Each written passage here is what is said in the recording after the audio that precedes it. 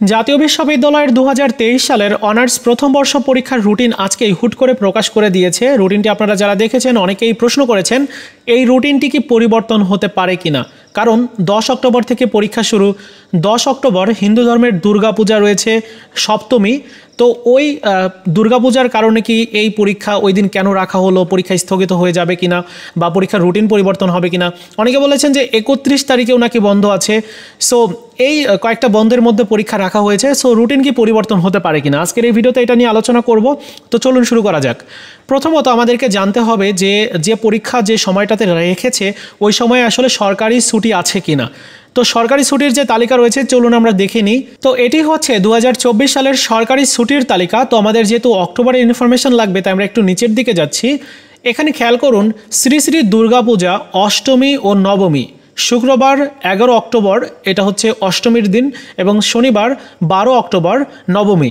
So এই দুই দিন হচ্ছে ঐশিক ছুটি, হিন্দু পর্ব 2 দিন। আর দুর্গাপূজার বিজয়া দশমী এই দিন অর্থাৎ 13 অক্টোবর সাধারণ ছুটি রয়েছে একদিন, এবং মহালয়ার জন্য ছুটি রয়েছে একদিন। টোটাল হচ্ছে 4 দিন হচ্ছে দুর্গাপূজার জন্য ছুটি দিয়েছে। তার মানে সপ্তমী অর্থাৎ 10 অক্টোবর কোনো ছুটি নেই, সেটি কিন্তু আমরা এখান থেকে দেখতে পাচ্ছি। এছাড়া 31 অক্টোবরের কথা বলা হয়েছে, হ্যাঁ 31 অক্টোবর একটা ছুটি আছে। সো 31 অক্টোবরের পরীক্ষাটা স্থগিত বা পরীক্ষা পরিবর্তন করা কোনো সম্ভাবনা আছে কিনা। তো চলুন আমরা 31 তারিখে আসলে কাদের কাদের পরীক্ষা রয়েছে সেই বিষয়ে একটু জানি। তো দেখুন 31 তারিখে যে পরীক্ষাগুলো অনুষ্ঠিত হবে, আরবি, সমাজ কর্ম, তারপর গার্হস্থ্য অর্থনীতি সহ বাংলা, ইংরেজি এই ডিপার্টমেন্টগুলোর পরীক্ষা আছে। সো এই সাবজেক্টটা খুব একজন বেশি শিক্ষার্থীর নেই, তারপরেও যদি জাতীয় বিশ্ববিদ্যালয় মনে করে যে এই দিন ছুটি দেওয়া প্রয়োজন, যেহেতু ছুটির মধ্যে পরীক্ষাটা রাখা হয়েছে, তাই এই পরীক্ষাটা হয়তো স্থগিত হতে পারে। তবে এই রুটিনটা পরিবর্তন হবে না, মানে রুটিন পরিবর্তন করে দেওয়া হবে এরকম কোনো বিষয় নেই, কারণ অন্যান্য পরীক্ষার দিনে কোনো ঝামেলা নেই বা কোনো ছুটি নেই। সো এই রুটিন পরিবর্তন হওয়ার সম্ভাবনা নেই। যদি ছুটির কারণে, যেহেতু আমাদের বাংলাদেশে আমরা সবাই বসবাস করি, সো তাদের কথা বিবেচনা করে যদি 31 তারিখে ছুটি রাখা হয় সেক্ষেত্রে জাতীয় বিশ্ববিদ্যালয় এই পরীক্ষাটা পিছিয়ে দিতে পারে, এটাই আর কি।